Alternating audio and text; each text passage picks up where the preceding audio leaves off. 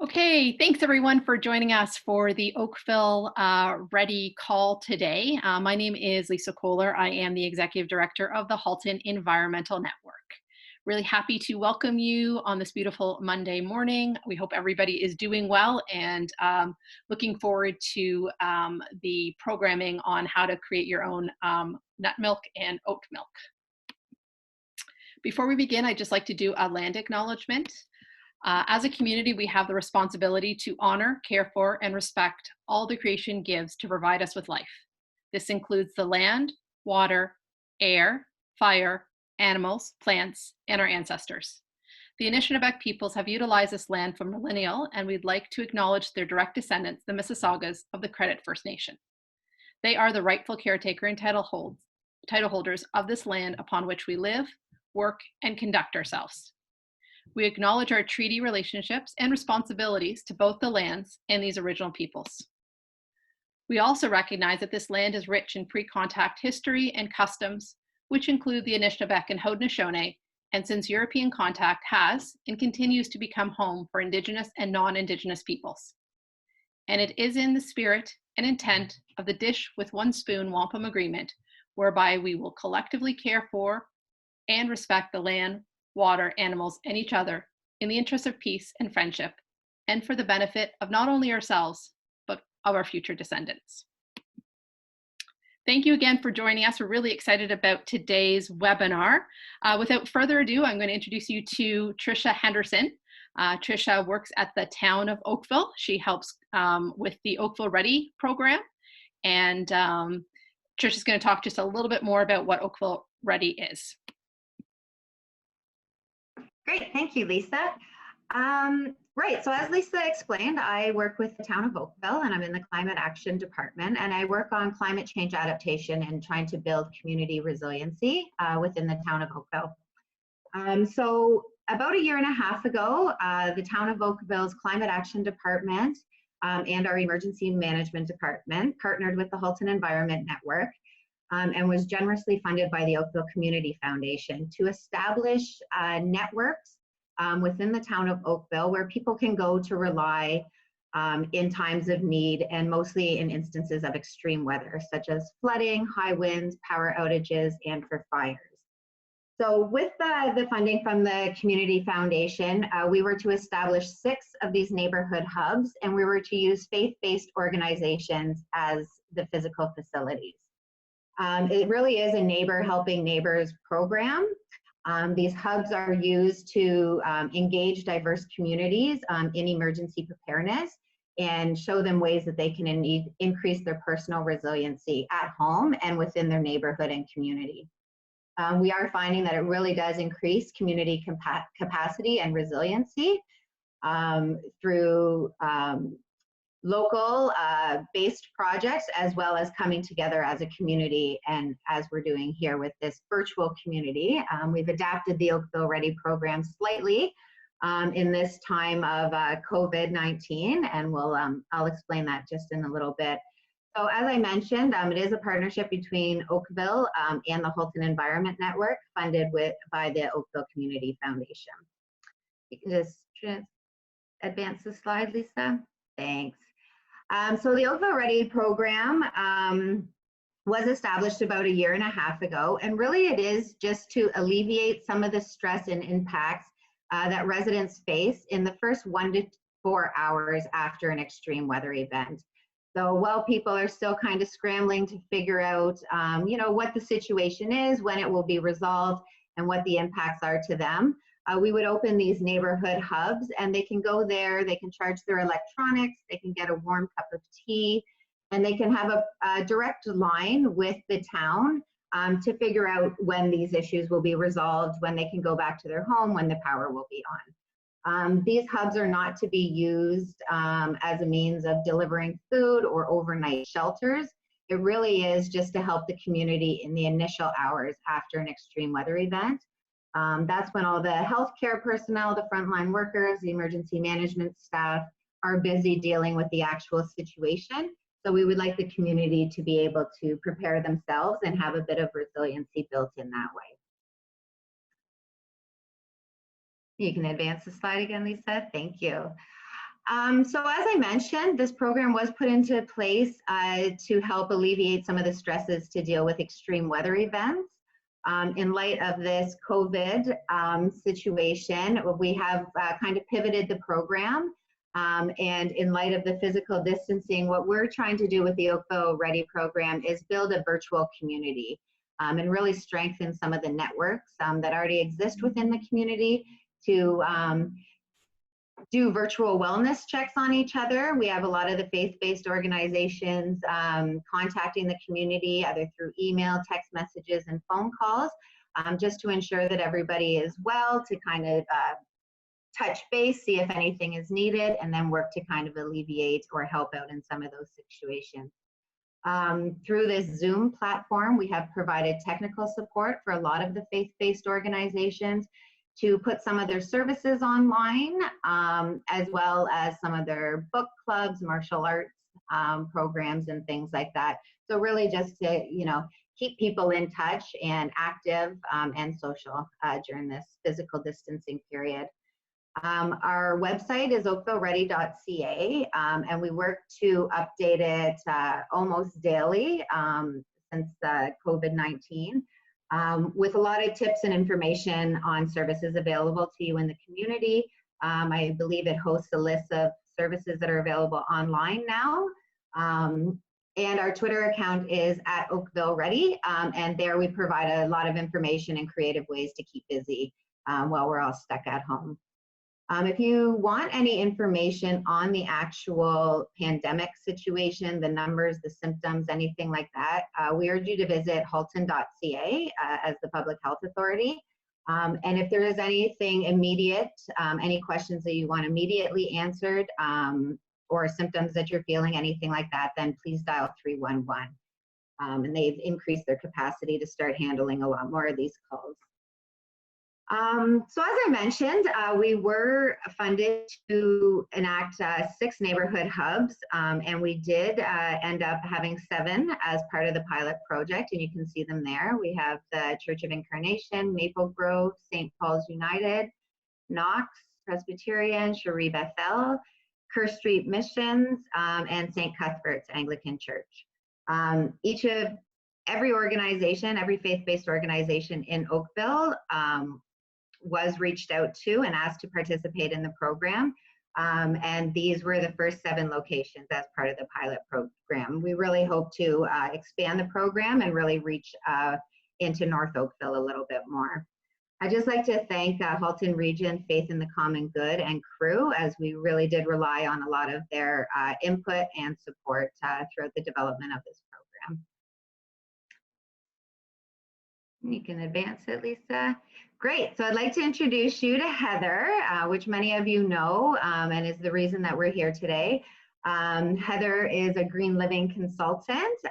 She is on the line now, we can see her, and she's here to talk to us about making your own oat and nut milk today. And take it away, Heather, it's all yours. Hi, thank you, Tricia. So I'm Heather Govender. I have a PhD in biochemistry with a collaborative program in environmental studies, and I've been using my skills to run a lot of educational programming for the Halton Environmental Network, and now through my own project, Waste Not Want Not, I'm offering green living consulting, and I make some upcycled products. If you could advance the slide, Lisa. So my consulting services are for individuals, families, businesses, and events, and it's always free of judgment and always completely personalized. So we start wherever you are at in your journey, and I work with you to find a good balance between having a really high impact and finding what's feasible for you or your workplace or your family. If that's something that interests you, I'd love for you to get in touch. And advance this slide again, please. And I've shared just so this slide and the next, I'm just sharing my 2 most recent upcycled products. I do offer these for sale, but I'd rather help somebody figure out how to do their own upcycled products than to make it for you. But if you don't sew and you'd like something like this, you can still get in touch and I'm happy to make it. This one is treasure pockets for little ones. I have an almost 4-year-old and a toddler, and they always come home with odd things in their pockets. So these are another place where they can put those things, and then I don't end up with stones and acorns bouncing around in my washing machine and dryer after I do the laundry. And next slide. And for painting time, I started making painting smocks, which are also great for mealtime for my little one, from old upcycled towels. And that is paint on my little guy's face. But I also make my own paint out of food ingredients, and that's another workshop that I like to offer if anybody's interested in something like that. And then next slide. Today I'm doing one of my zero waste kitchen demos, and this one is great for right now because it's not only kinder on the planet, it also can help us last longer in between visits to the grocery store. So I know for a lot of people I know, one of the things that often pulls them out to the grocery store is to buy milk. And if you're making your milk out of dry goods like nuts or oats, those have a much longer shelf life. So you can buy in bulk and have enough to last a really long time, and you just make it as you need it. Whenever you run out of milk, you make another batch. Some of them are super, super quick, and even the more involved ones are still pretty quick. They're gentler in terms of energy and water use in their production, and if you buy your ingredients in bulk and reuse your own jars, it's also lower landfill waste. So now I guess if we can switch over to video, I can start and show you what I do. I'm seeing Trisha on my screen. I don't know if it's the same for everyone else. Can everyone see me on the screen? Yes. Okay, good. So maybe it's just, maybe I don't get to see myself, but as long as everyone else can see me, that's fine. Make sure you can see my workspace. Good. So I'm going to do 3 kinds of milk today. I'm going to start with cashew milk, which is the one that I make the most often because I find it the easiest. So cashews are softer than a lot of other nuts, so they don't even necessarily need to be soaked. I soaked mine just for the past hour because I was preparing an hour ago and thought may as well. They'll blend a little bit smoother if they are soaked, but especially if you have a high-speed blender, as I do because I make this all the time, you can get away with just putting them in the blender dry. So I'm going to drain this water.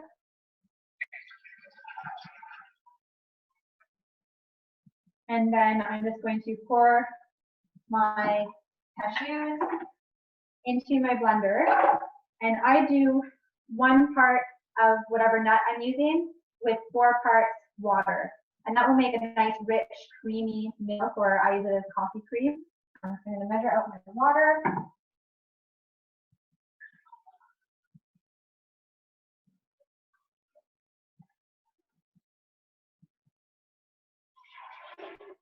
Pour it in, and then we just blend.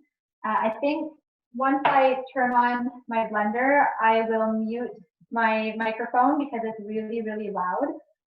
Usually if I'm making this for myself, I would blend it for a good 3 minutes to make it really, really smooth.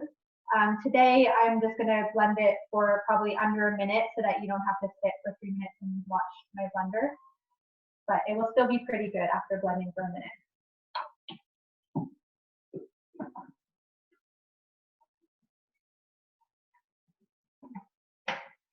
And when I first turn it on, I'm going to leave it on low speed until the cashews have broken into smaller pieces so that when I have it on high speed, it won't be as much impact on the blades.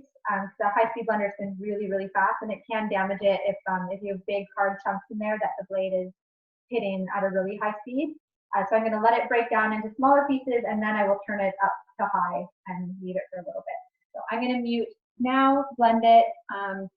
And Lisa, please unmute me if I forget to unmute myself after this, but I think I'll remember.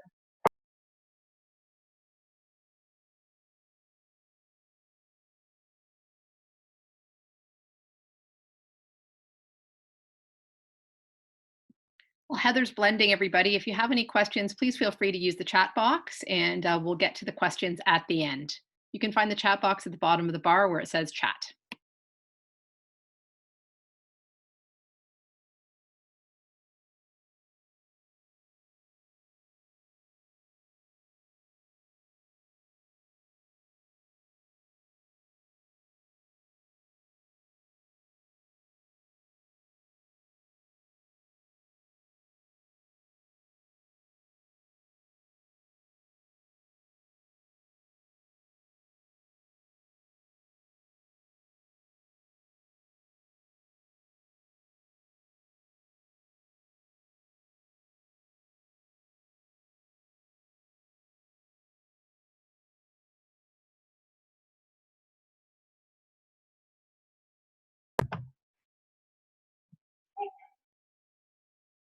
So now we have cashew milk. And since cashews are so soft and they blend so easily, I don't even filter this one. I tried the first time I made it and it was so fine that all of it just went right through the filter. So that's why it's my favorite to make. I don't have that extra step of filtering. I just blend it, put it in my jar, and it's ready to go.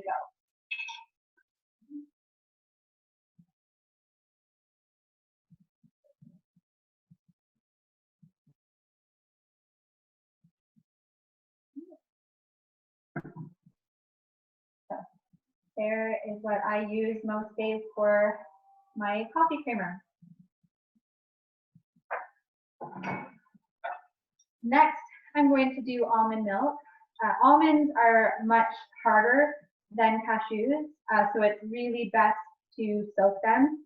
A high-speed blender can handle them when they're not soaked, but I learned the hard way that it will eventually break your machine. So I had my last blender started leaking eventually because the blades, the inside part of the blade and the outside came loose, and the liquid would start leaking out around it. So now I always soak my almonds if I'm making almond milk. These ones I soaked overnight in the fridge, drained them and rinsed them, and now they're ready to go in the machine. And again, I'm doing 1 part of nut with 4 parts of water. And I don't mind if I have a blend of cashew and almond milk, so I'm not even going to rinse out my blender in between these, but I will rinse it out before the oat milk. There's the almonds.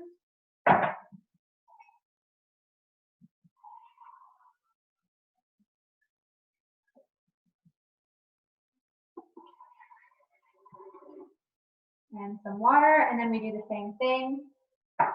And I'm going to mute myself again while it blends, but this time I'm going to prep my filter while it's blending.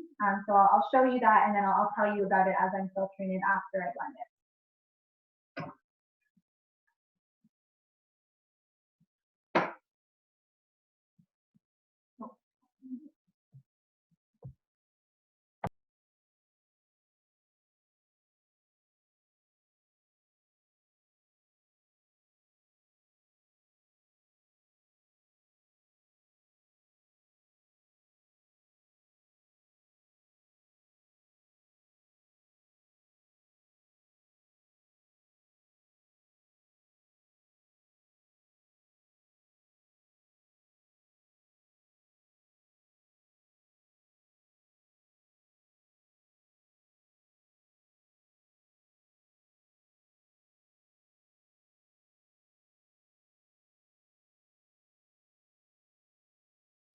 Hi, everyone. It's Lisa again, just checking in while Heather's blending away. Good question for Jada. Thank you. We will have resources on the OakvilleReady website. If you go to oakvilleready.ca and under general resources and webinars, we have all the recordings of all of our webinars there for you to play back or share with friends. So the webinar should be up and running within 24 hours. So again, this webinar will be available through the OakvilleReady website. Thanks again, and keep your questions coming.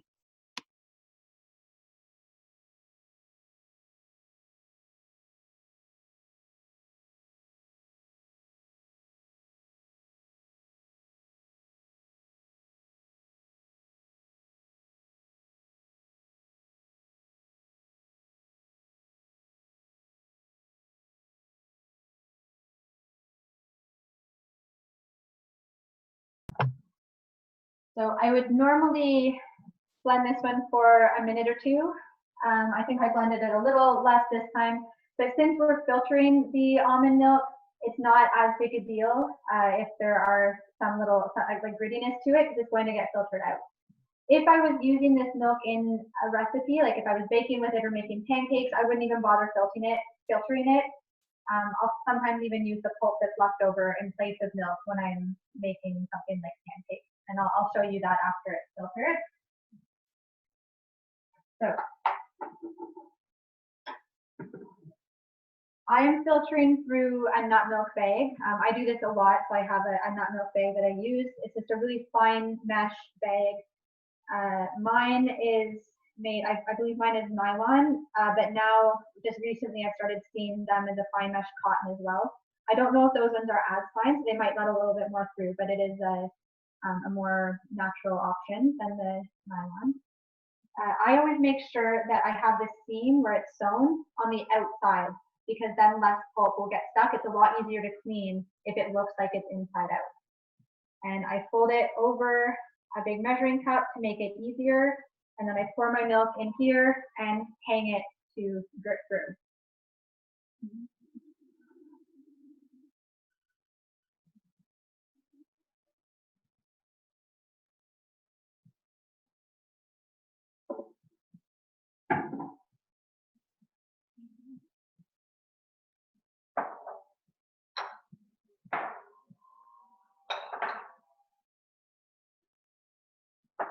I like to use my cabinet knobs as my hanger.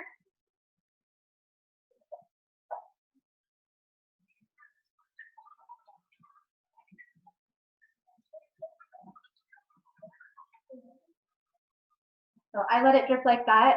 Just a pro tip, make sure anything you're gonna need from that cupboard, you get out before you start. Because so many times when I started doing this, I would set that up and then realize that the coffee was in the cupboard and I hadn't started brewing my coffee yet.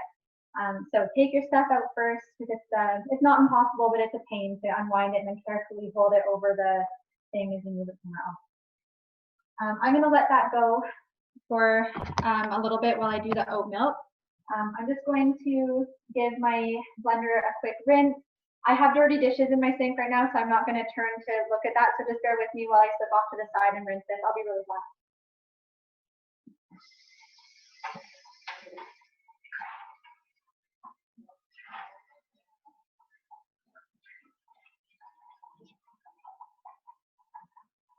Okay.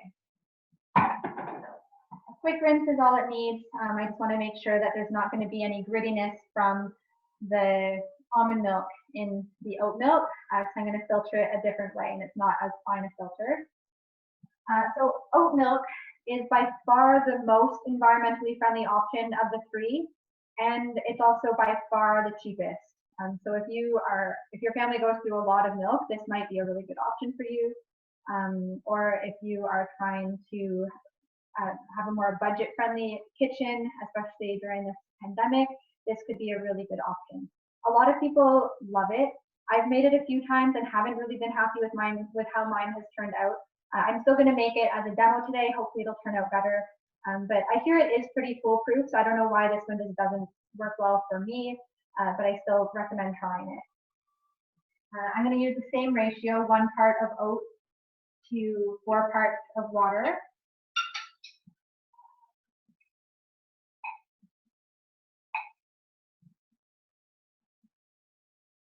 And it doesn't have to be perfect.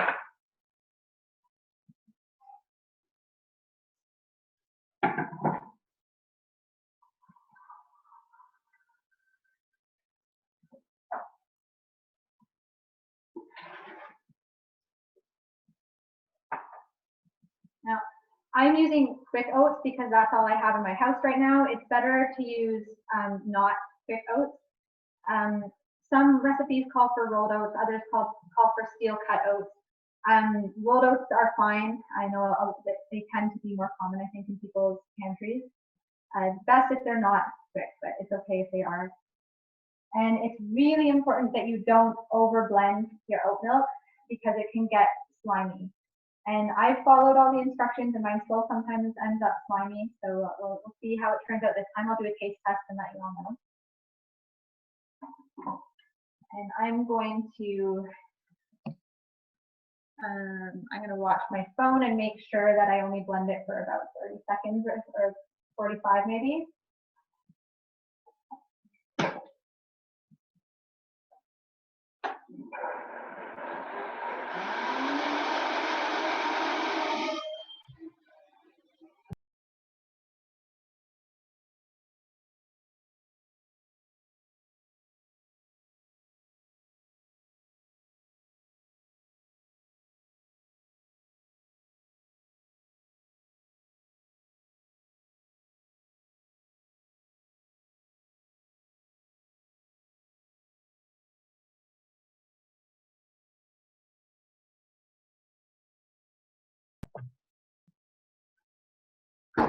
And then to filter this one, you can use a double or triple layer of cheesecloth, or if you don't have any and are maybe trying not to go out to the store too often,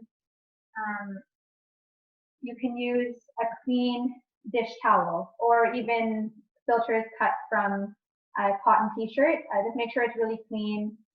If it's 100% cotton, you can even boil it if you want to make sure that it's sterilized. I'm just going to fold my tea towel. I'm going to do a double layer and fold it over top of my measuring cup and just pour it through.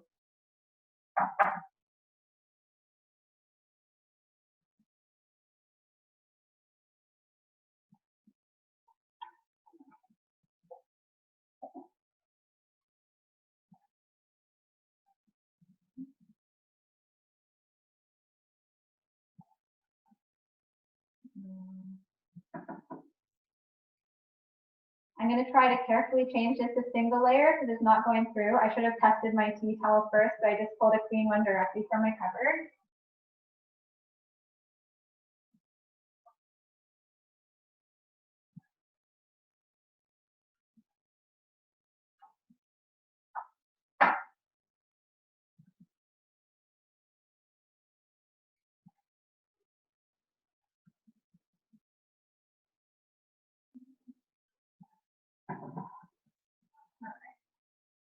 I think it's going this slowly, so I'm going to put that aside and finish up with the almond milk.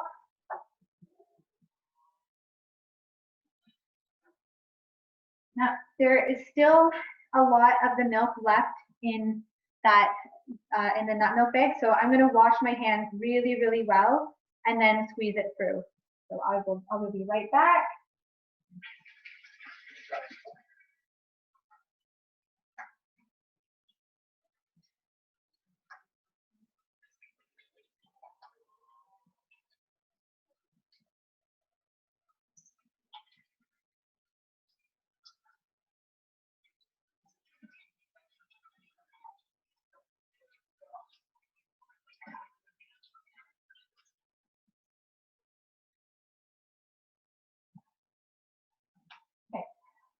Now I'm just going to squeeze the bag from top to bottom.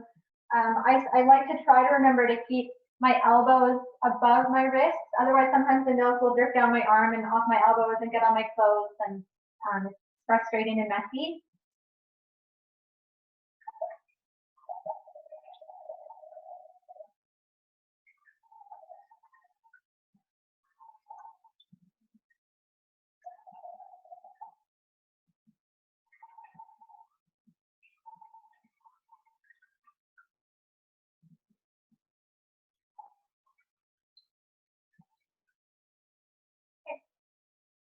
So that's pretty good. We're done our almond milk and can pour it into a jar.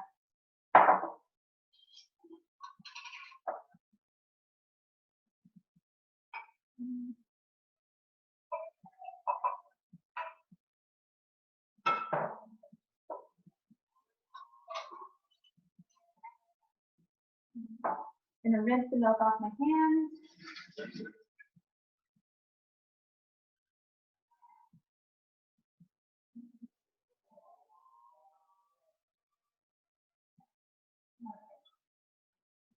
So my oat milk is slowly working its way through. It actually looks pretty good. It's not looking slimy so far.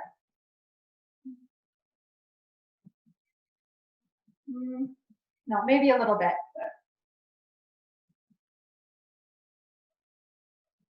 All right. I'm going to let that keep going. I have enough here that I can do a taste test at least at the end, and then I'll finish filtering it after. I did warn you, I'm not very good at making oat milk, but I don't want this to deter you because I hear it is really, really foolproof. All right. So I have done a cost analysis on the stuff that I make.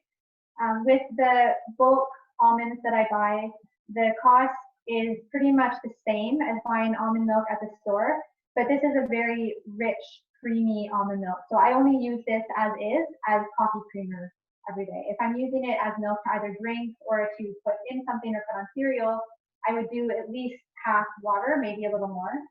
So I'm going to, I'll demo that with the almond milk.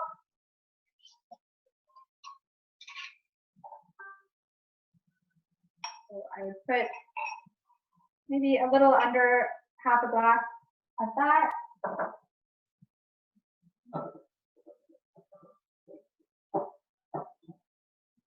And then the rest water.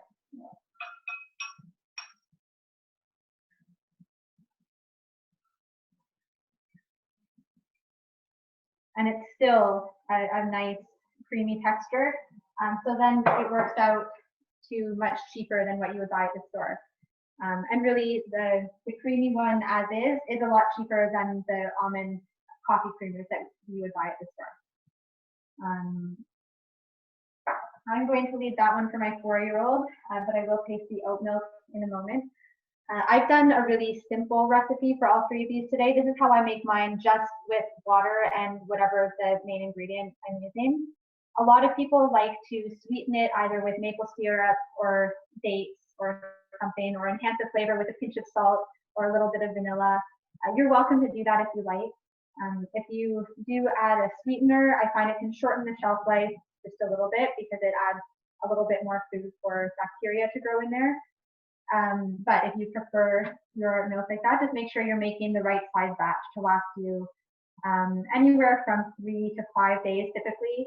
I think I usually make enough for 3 or 4 days, sometimes less if I drink more coffee than I expect to.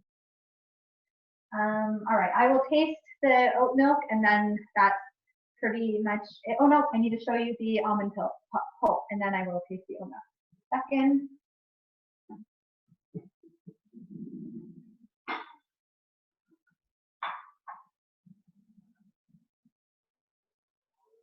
So what's left in the nut milk bag is a nice little ball of almond pulp. I never just put this in the compost. I'll sometimes add it to oatmeal. I will add it to, when we make pancakes, we will just mix this with water and use that instead of using some of the almond milk.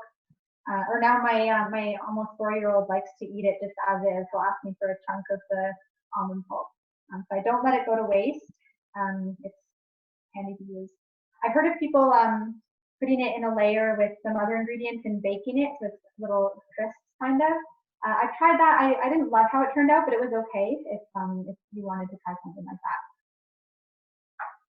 And the nut milk bag is by far easiest to wash if you wash it right away. So I'm going to do that as soon as we're done on this call.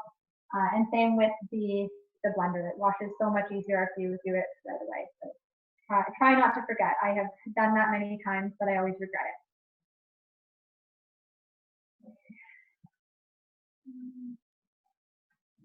I'm going to taste this oat milk and see how it turned out.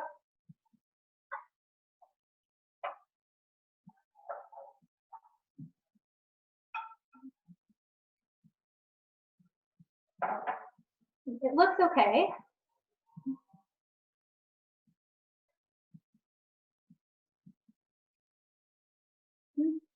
Well, it's definitely the best I've done so far, so I think it is getting easier. Yeah, I would use this. It can, if you add something like that to coffee though, since it is so starchy, if your coffee is really hot when you add it, it can get a little thicker and kind of slimy. So if you do want to try it in coffee, I would recommend waiting until your coffee is cool enough that you're just about to drink it and then put your oat milk in. And now if there are any questions, I see at least one here, how high a blender speed was used for the oat milk. I have a Vitamix and I turned the dial up to 10, but I didn't flip the switch to put it into high mode. So I didn't use as high as for the nut milks, but I did still go pretty high. I've seen some of the recipes with steel cut oats recommending not going even as high as that, but you can experiment and see what works for you. Heather, another question that we had, it's Lisa. Heather, what if you don't have a Vitamix or a high-speed blender? What would you recommend? You can use just a regular blender as well. If you are using a regular blender, make sure you soak the nuts first, even if they're soft ones like cashews, and make sure you soak them for a good 6 to 8 hours to make sure they have lots of time to soften. Or if you are like me and you sometimes forget the night before and you really want your creamer in the morning for your coffee, you can also just boil them for something like 10 minutes, and that will soften them and kind of mimic a long soak. But I can forget that I don't have any creamer. I can throw some cashews and water in my blender and the creamer is ready by the time my coffee is. So it's easier than even running to the store for creamer if you've run out. Thanks, Heather. We have another question from Matthew. I don't know if you see it on your screen. Oh yeah, so do the milks stay homogenized or do they separate over time? They will often separate, so you'll see a bit of a thicker layer at the bottom, but you give it a quick shake and it mixes back together really nicely. When you add the nut milks to coffee, I find on day 1 and 2, they go in really nicely and mix nice and smoothly. By day 3, they might separate a little bit when they go into a hot liquid, but that's fine. There's nothing wrong with it if that happens. You just stir your coffee and it still tastes just fine. By day 4, 5, or 6, it could start going bad, and you'll be able to tell really easily by the smell. Thanks, Heather. Another question we have is if you were to compare this with your traditional 2% white milk, what milk would you say is the most when it comes to consistency, flavor, shelf life is the question. Shelf life, I'm not sure. The closest nutritionally to cow's milk is soy milk, which I didn't make today. You can make soy milk at home, but it's much more involved. It involves like soaking them, and there is a cooking step. But you can make soy milk, and that one is the most nutritionally similar. It's been a really long time since I drank cow's milk, but in terms of taste, I don't think any of them taste the same as how cow's milk tastes. They're all the ones that I made today, I think taste good, but it's a different taste than cow's milk. Was there any other part of that, or did I cover that? I think you covered it. Does anyone else have any other questions? If you have, you can feel free to use the chat box. You can chat with me privately, as some of you have, or you can put it out for everyone else.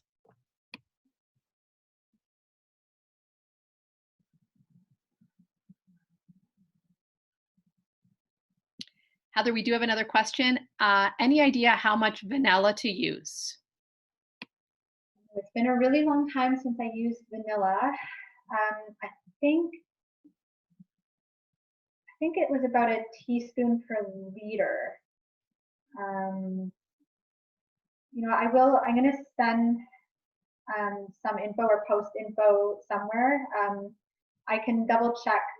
I have some recipes that call for vanilla. I can double check those recipes before I send out that info, and I can include what they recommend. And I think the dates, it was 1 to 3 dates or something like that per liter. Wonderful. Thanks, Heather. No problem. So I'm not seeing any more questions. Thanks so much, Heather, for your time today and helping us with this great webinar. We really appreciate it. Just wanted to quickly remind everybody about the OakvilleReady website. So at any point, you can go to our website, www.oakvilleready.ca. Under the general resource section, there is a drop-down menu now for webinars.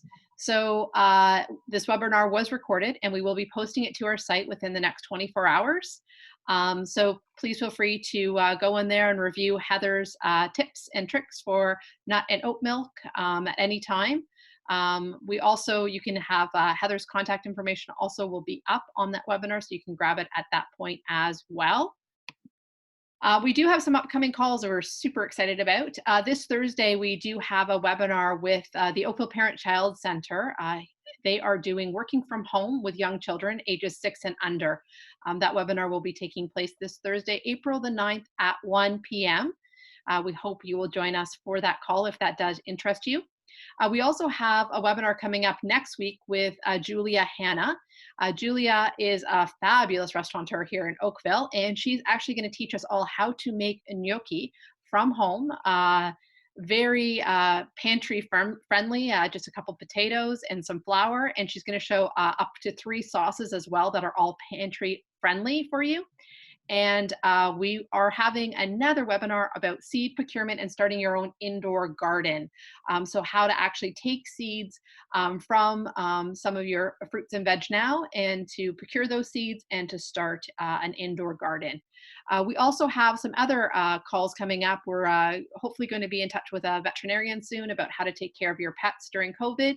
And if you have any ideas around community calls, please reach out to us. You can get in touch with Tricia or I. This is Tricia's email here, tricia.henderson@oakville.ca. Lisa K at haltonenvironment.ca is my email. And again, feel free to reach out to us. You can get in touch with us through the OakvilleReady website as well. So thank you again, everyone, for joining us today. We hope you have a great day. Stay home, stay safe, and reach out anytime. Thanks again for joining us. We really appreciate your engagement. Have a great day, everybody.